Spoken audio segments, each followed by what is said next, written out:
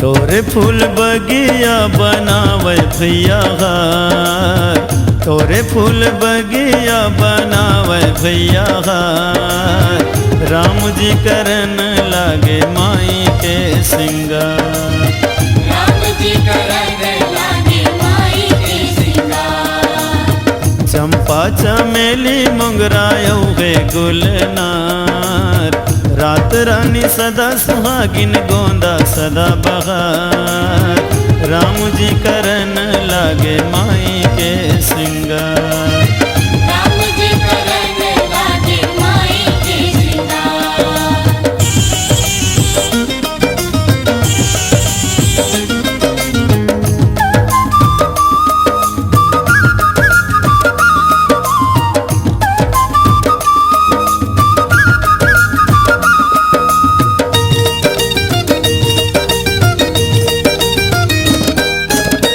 फूले फूले फूल वाला राम जी बनावे माला। फूले फूले फूल वाला राम जी बनावे माला। जनक दुलारेला पहिरावे भैया दीन दयाला।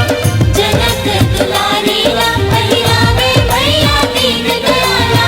देवता मन फूल बरसावे देवी मन नाचे गावे। देवता मन फूल बरसावे देवी मन नाचे गावे। बोले जय जयकार राम जी करन लागे माई के सिंगार, राम जी करन लागे माई के सिंगार।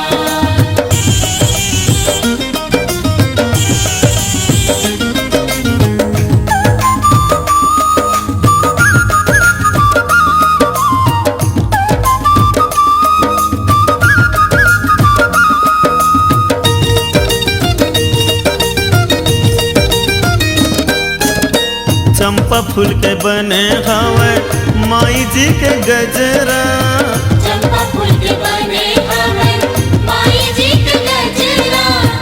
आँखी माँ आंजे हवे माता जी है गजरा। आँखी माँ आंजे हवे माता जी है गजरा। पार्वती संग माँ आवे भोला डमरू बजावे। पार्वती संग माँ आवे भोला डमरू बजावे। महिमा है अपार राम जी करन लागे माई के सिंगार, राम जी करन लागे माई के सिंगार।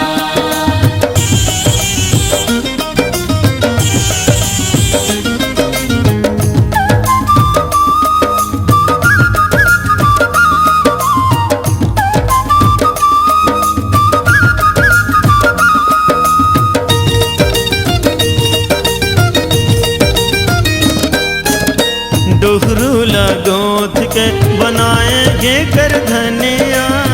डुमरू लागूत के बनाएंगे कर धनिया। पावे माँ पहिरावे प्रभु है पैजनिया। पावे माँ पहिरावे प्रभु आपे जनिया। ऋषि मुनि के मन भावे मैया ला माथ नवावे। ऋषि मुनि के मन भावे मैया ला माथ नवावे। दे देते दुलार राम जी करन लागे माई के सिंगार, राम जी करन लागे माई के सिंगार। फूल टोरे बगिया बनावे भैया हार। फूल टोरे बगिया बनावे भैया